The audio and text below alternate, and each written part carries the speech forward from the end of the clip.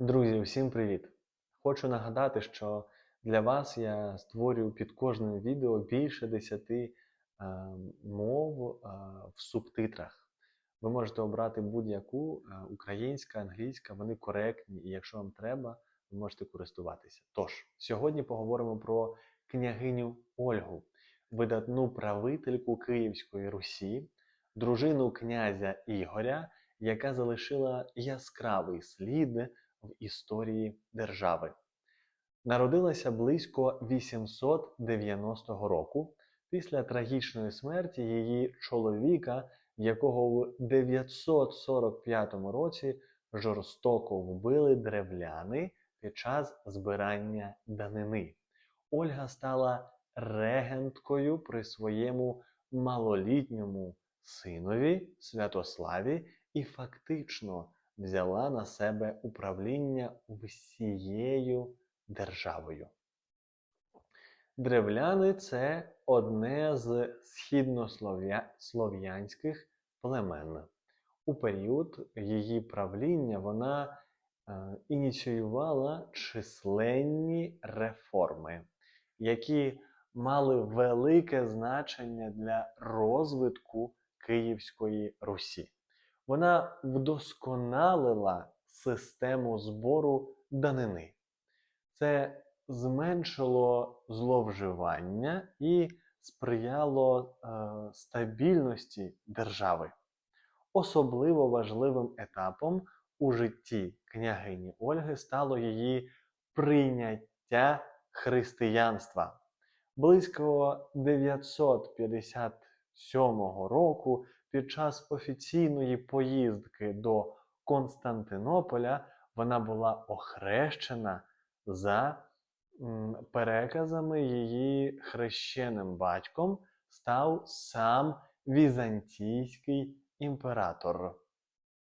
Це рішення було надзвичайно прогресивним для того часу, адже більшість населення Київської Русі залишалося язичницькою, включаючи її сина Святослава. Ольга, попри це, активно пропагувала нову віру, закладаючи фундамент для масштабного процесу християнізації, який завершиться вже за часів її онука Володимира Великого. За свої заслуги перед християнством і державою княгиня Ольга була канонізована православною церквою як свята. Вона стала першою жінкою, яка отримала такий статус у Київській Русі. З літопису «Повість временних літ» – це найдавніший збережений літопис Київської Русі, створений у 12 столітті, вона є одним із головних джерел знань про ранню історію східних слов'ян, формування Київської Русі, її князів та відносини з сусідами. Тож, там описується легенда про 4 помсти княгині Ольги, про які я вам зараз розкажу. Тригером цих подій стала пропозиція від древлян вийти заміж за їхнього князя Мала. Того самого князя, що очолював напад на Ігорове військо та вбивство князя. Відповідно до повісті временних літ, Ольга начебто погодилась і відповіла древлянським послам тими словами, які вони й сподівались почути.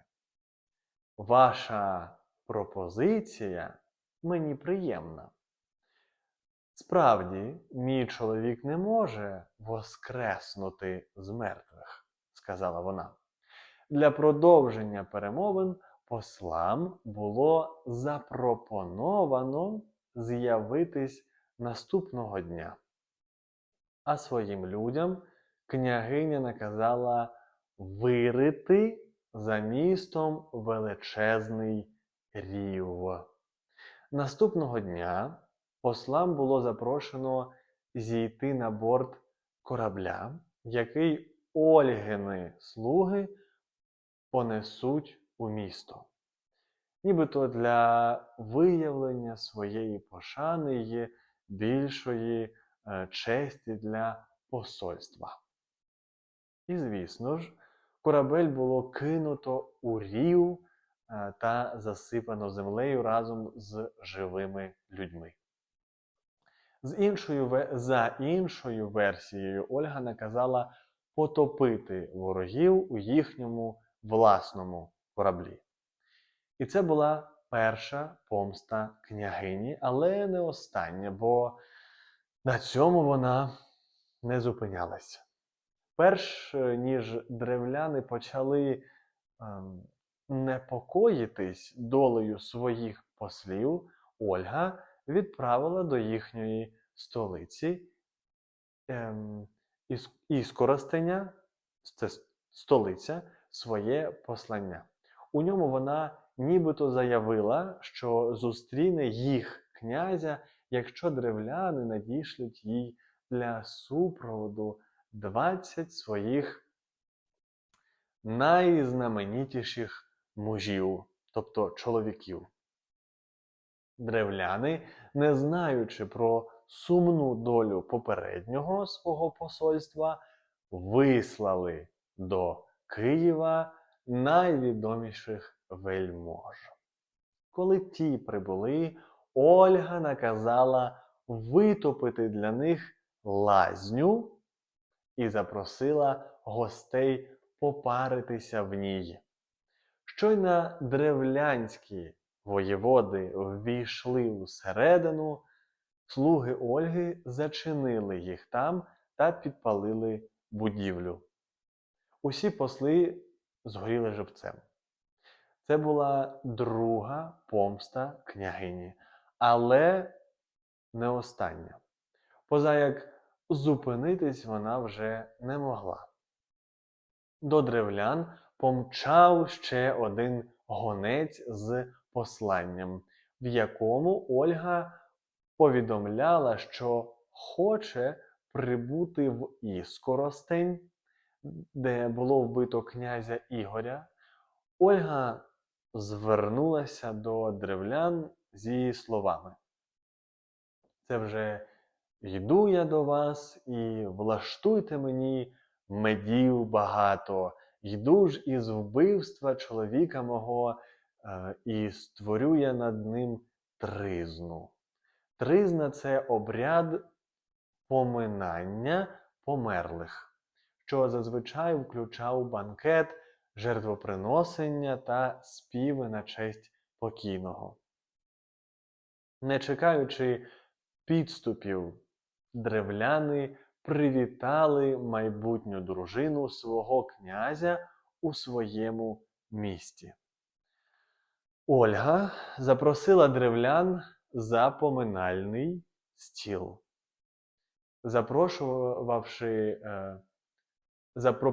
запропонувавши, розділити з нею трапезу. Дочекавшись моменту, коли її гості сп'яніли, вона наказала своїм воїнам перебити їх. Це був третій епізод дій місцевої княгині, яка мстилася, але ще не фінальний. Апофеозом помсти став військовий похід на древлян 946 року, на який Ольга зважилася, коли ті знову відмовилися платити данину. Київське військо оточило Іскоростень. Городяни стійко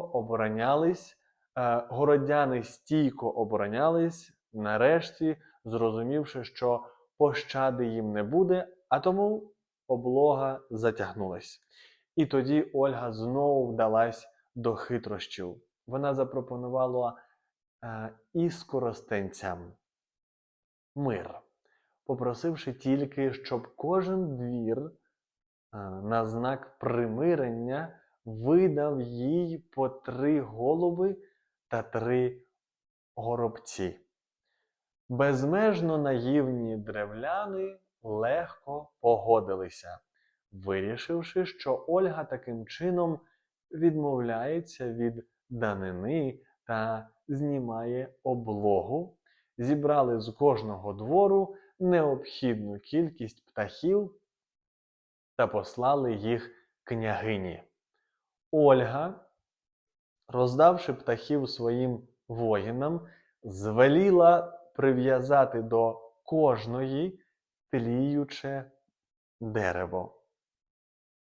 З настанням темряви вони підпалили його і випустили птахів на волю. Птахи прилетіли до своїх власників, і вогонь охопив іскоростень, і жителі кинулися тікати. Упокоєння древлян стало початком кар'єри Ольги як великої княгині. Як не дивно, це правління було вдалим і заклало підвалини для інтеграції східних слов'янських племен в єдиний державний механізм Київська Русь. Ось така жорстока, але жорстока історія, але давайте не забувати, що все ж таки це в першу чергу легенда. Сподіваюсь, вам було цікаво. Пишіть, чи знали ви раніше про цю відому легенду про 4 помсти княгині Ольги. Можливо, хтось бачив колись, де знаходиться пам'ятник княгині Ольги.